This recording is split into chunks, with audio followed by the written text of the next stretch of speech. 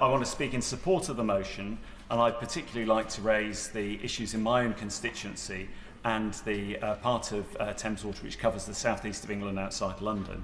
I'd also like to thank my colleagues from Hammersmith and from Brentford and Isleworth for talking about many other issues affecting Thames Water. I realise their speeches relate more to customers in London, but they do make some excellent general points about the financing of the company, the weak regulation and the failure of government action, which I also want to highlight in my speech.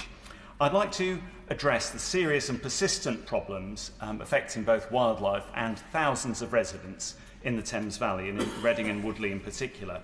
So I would like to, Mr Deputy Speaker, describe the sort of things that we've seen in our area, which are truly shocking and which many residents are deeply concerned about. Indeed, I've been running a community survey and hundreds of people have filled in this survey and raised their concerns with me, and this is a widespread issue for many, many local residents. The issues are slightly different to those described further downstream in London, but they do relate to the points that were made in terms of the level of concern and the impact on local people. I'd like to start by going slightly upstream from Reading towards Oxford, where there's been a well-known series of incidents linked to pollution in the Wolvercote stream. And of course, all the sewage pollution upstream, further up to the Thames and the many tributaries in Oxfordshire and Buckinghamshire, flows through Berkshire and into London, ultimately out to the Thames estuary. So residents in my area are suffering the direct result of this pollution. And these simply appalling levels of pollution have been monitored by people in Oxford. And I would like to pay tribute to local campaigners there, including my right honourable friend, the member for Oxford East. However, these matters do not seem to be fully addressed by Thames Water, and I do hope that the company is listening, and indeed the government, the Environment Agency and the regulator are also listening to today's debate, and they will perhaps look into this further. Mr Deputy Speaker, there are a number of other issues which affect tributaries in our area. Another important, environmentally very sensitive issue is pollution in chalk streams. Very close to Reading, the tributary, the River Pang, is a particularly beautiful chalk stream which used to be in pristine condition. You can imagine the beautiful landscape, rolling hills at the edge of the downs in Berkshire and gentle footpaths next to the river.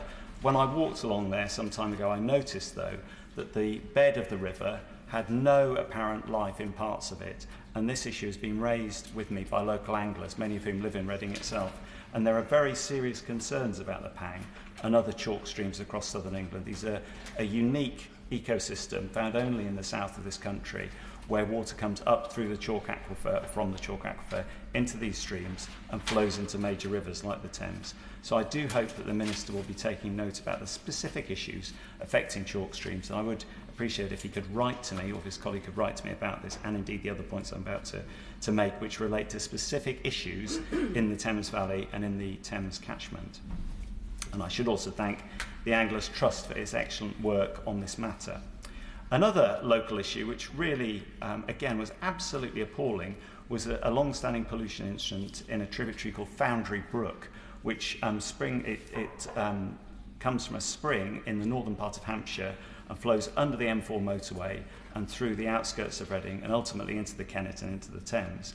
And I myself experienced this when I was running in the Reading Half Marathon this year, and there were pools and little tributaries of water which were smelling pungently and were a lurid green colour, sort of neon green you'd see in a very artificial and lifeless kind of situation, seemed completely out of place next to the willows and the bushes near this river. It should never have happened, and clearly was linked to the pollution incident which happened upstream a few miles away. And I do hope that the Minister is noting the kind of level of revulsion that people like myself have exhibited when we've seen this, because it really is a really offensive thing to see if you're trying to enjoy a walk next to a river, or, like many thousands of local residents, you live near to a river. And I should point out that several miles of my constituency, there are several miles of banks of both the Kennet, the Thames and the Loddon where people live. So people have to put up with sewage floating past their houses from these incidents. There have been a series of other incidents. I mean, I could go on and on. There are a series of terrible incidents, many of them happening all the time. They're not properly monitored, as we heard earlier. And in fact, on Saturday, I am on a family walk, experienced yet another one. And you can imagine the scene: frosty countryside just outside of Reading, absolutely beautiful, heavy frost on hedges, wildlife in abundance. You walk down the hill through a nature reserve to the Thames. I could see a heron on the bank of the river looking and spying for fish.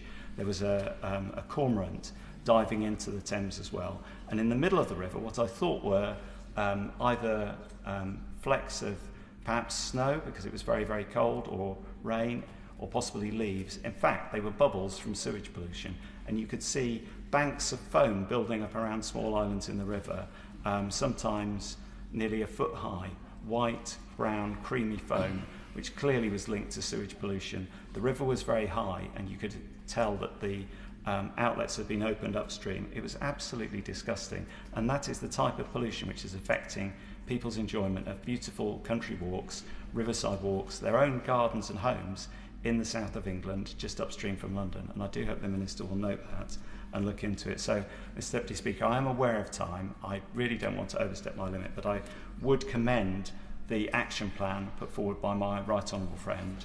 I do hope the Minister is listening and paying attention to what we're saying, because this is a very, very serious problem, and I do hope he'll look at this again.